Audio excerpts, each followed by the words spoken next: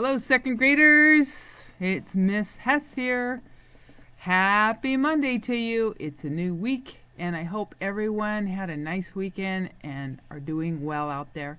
So it's still April and still National Poetry Month, so you'll never guess what we're going to read today. You guessed it, poetry. Sure enough, so the book I chose today is called My Parents Think I'm Sleeping. And the poems are by Jack Prelutsky. He's a very famous children's poet.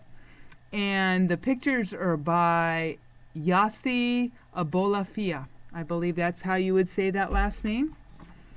So when you open up this book of poetry, it has a table of contents. So if there's a specific poem that you would just like to read, maybe you don't want to read the whole book. Say you want to read the poem called Chocolate Cake. Well, you would turn to page 29.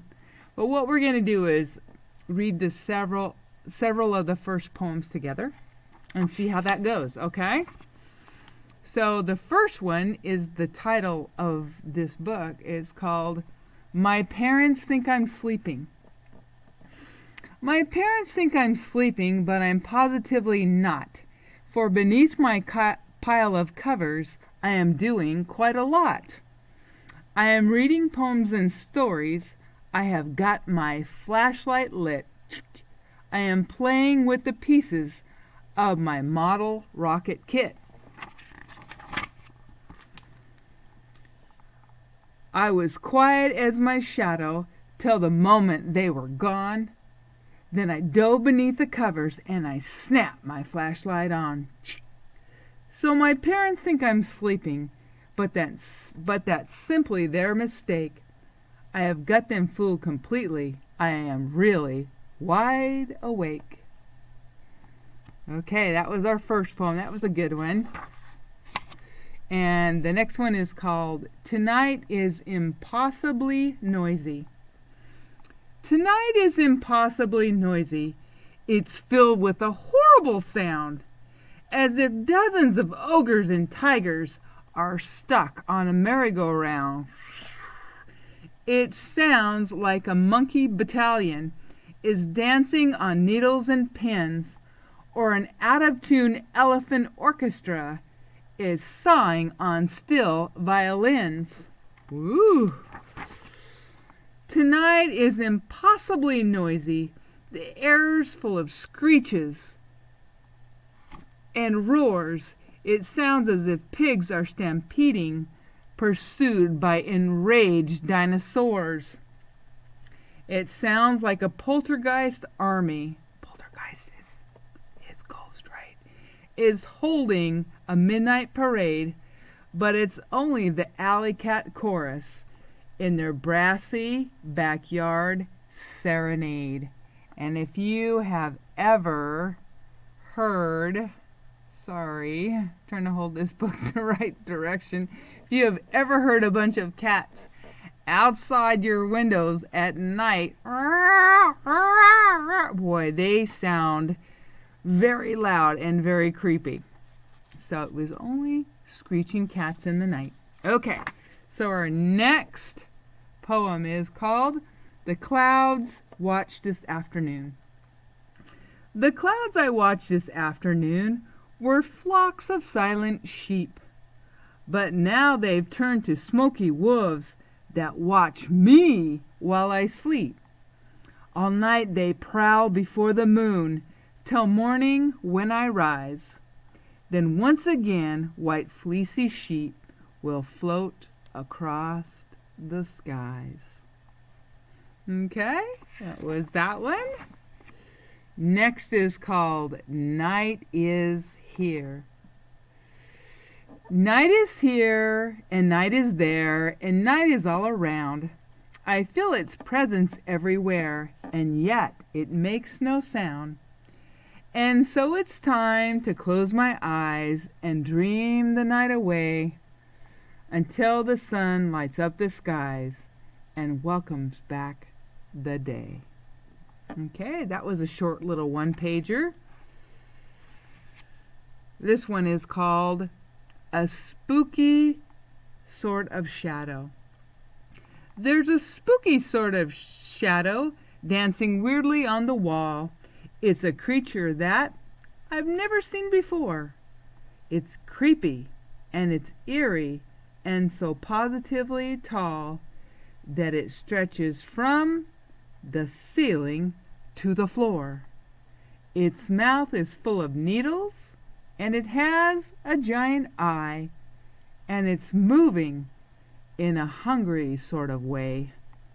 It surely could destroy me if it only cared to try, so I hope it's had enough to eat today. See, this poem doesn't rhyme, right? That shadow makes me nervous. I don't care to close my eyes. I'm afraid I may be eaten, head and all. If I fall asleep tonight, I'll be taken by surprise by that shadow dancing on my bedroom wall.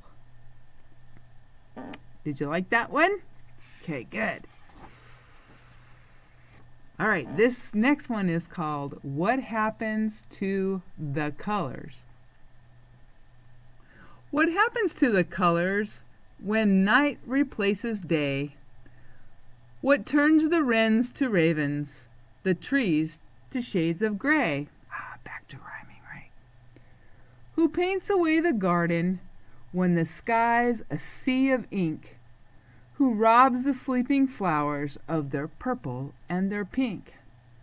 What makes the midnight clover quiver black upon the lawn? What happens to the colors? What brings them back at dawn? That was the end of that one. Little short one again, right? I like that one because it kind of reminded me of spring. All the mention of colors. Okay, and let's see. We're going to do this last one called I've been in bed for hours. I have been in bed for hours, but I'm sure I'm wide awake, for my head is filled with visions of a forest by the lake. I hear frogs and crickets calling. I'm aware of fireflies. I can see the moon reflected in an owl's unblinking eyes. I tiptoe very softly past a hive of drowsy bees. High above a cloud meanders. Tiny stars shine through the trees. I sit beside the water as a silent swan glides by. I climb a breezy hilltop where I almost touch the sky. I watch the fishes splashing in a clear and crystal stream. It's a very lovely forest, far too real to be a dream. And that's the end of my poetry session for today. I hope you enjoyed those poems, and I hope you'll get a chance to get outside and enjoy our beautiful spring weather. All right, guys, take good care of yourselves and each other. See you soon.